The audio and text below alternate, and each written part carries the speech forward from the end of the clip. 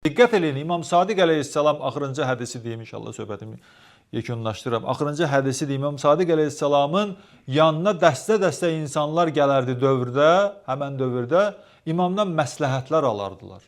Bir dəstə insan imamın yanına gəldi, dedi ki, ya imam, dedilər ki, bizə tövsiyə elə, bizə nəsihət elə. Əməvi xilafəti bir tərəfdən, Abbasi xilafəti bir tərəfdən. Şiyələrə zülm eləyirlər, insanlara zülm eləyirlər. İnsan normalda fikirləşər ki, biri gəlib imamdan soruşar ki, mənə tövsiyə elə. İmam deyər ki, get düşmənlə mübarizə apar da. Mənim yanıma niyə gəlmirsən? Amma baxın, diqqət edin, imamın siyasətinə, imamın xəttinə diqqət edin. İmam onlara buyurur ki, ilk öncə bunu eləmək lazımdır. 1. Usikum bi təqvallah. Təqvalı olun. Çünki imam bizim kimi düşünmür ki. İmam düşünür ki, bir insanın əgər əqidəsi varsa, təqvası varsa, imanlıdırsa, o özü öz yolunu seçər. O düşmən görəndə, zalim görəndə, fitnə fəsad görəndə gedər onunla mübarizə aparar. Təqvanı formalaşdırmaq lazımdır. İnsan Allahdan qorxsa bunu eləyər. 1. Deyir, təqvalı olun. Belə bir vəziyyətə, yəni o zülmün tüğyan eləyən vaxtında bəzi avam möminlərə deyəndə ki, təqvalı olmaq lazım. Deyir ki, sən yenə başladın təqvadan danışmağa, cəmaata zülm eləyirlər. Və sən təqvalı ol, get zülmün qabağını aldın. Kərbala hadisəsi təqva ilə başa gəldi də. Nə ilə başa gəldik? İmam Əli əleyhissalam təqva ilə vuruşmurdu. Təqvalı insanları öz ətrafında toplamışdı da. وَاسْتِنَابِ الْمَعَاسِ Günahlardan çəkinin. İkinci tövsiyəsi budur. Günahlardan çəkinin. Çünki imam bilir axı, günahdan çəkinən bir insan Allahdan qorxandır. Allahdan qorxan zülmün qabağında susmaz.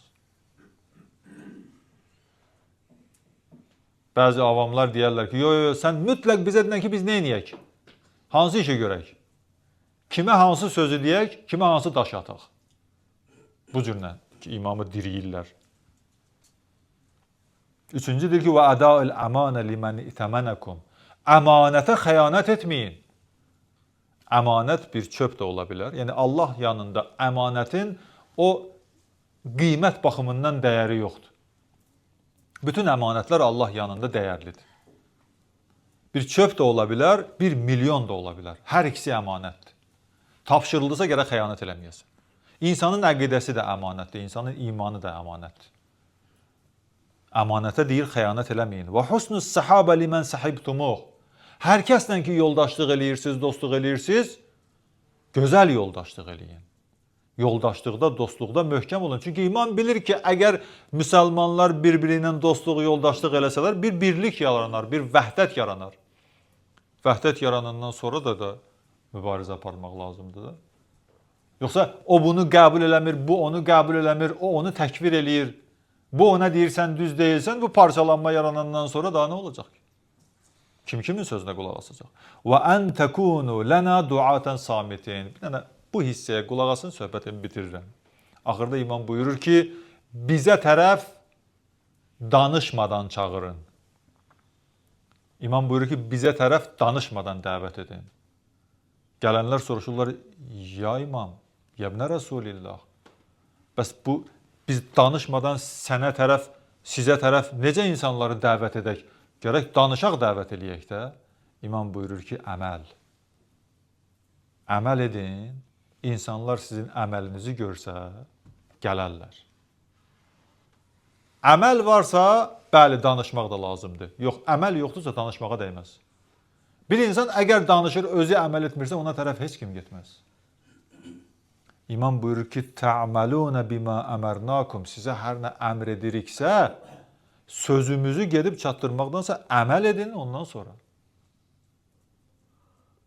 İmama tərəf, dinə tərəf danışmadan çağırmaq budur. İnsan özü əməl eləsin, ətraf da onu görsün ki, baba dinə bu cür əməl edirlər. Və tətənəhavnə anil məasi Günahlardan çəkinin əməllə. Deməsən, ay filan kəs haram yemə, özün yemə, ondan sonra ona de, sən yemə. Ki o da görsün ki, sən deyirsən və özün də yemirsən. وَتَتَعَامَلُونَ النَّاسِ بِالصِّدْقِ وَالْعَدْلِ İnsanlarla doğruluq və ədalətlə davranın. Cəmiyyətlə doğruluq və ədalətlə davranın. Yoxsa ona bu nə dedik, sən düz ol, sən doğru ol, sən ədalətli ol, özün bunu eləmə. Bu dəvət olmadı ki. Gördünüz, İmam əleyhissalam, İmam Sadiq əleyhissalam bu şeyləri tövsiyə edir birinci. Əgər bu şeylər olsa, digərləri bunun ardınca gələn şeylərdir. Yox, əgər bunlar yoxdursa, onda heç bir şeydən söhbət eləməyə dəyməz. İnsanların əqidəsi möhkəm olmalıdır. İmam Sadiq əleyhissalam bununla məşğul idi. Ona görə İmam Sadiq əleyhissalamın həyat tarixinə baxırsan, görürsən ki, heç bir müqavimət və mübarizə yoxdur, yəni zahirdə. Əlinə qılınc almayıb, gedib kimləsə dava eləməyib. Amma 4000 tələbə yetişdirib. Və bugünə qədər onun tələbələrinin o düşüncəsi, təfəkkürü davam edir. İmam təkcə din alimi yox, İmam kimya alimi yetişdirdi. Kimyanın əsasını qoyanı imam yetişdirir. Diqqət edirsiniz. Baxın, budur. Budur mübarizə, budur müqavimət. Elə təkcə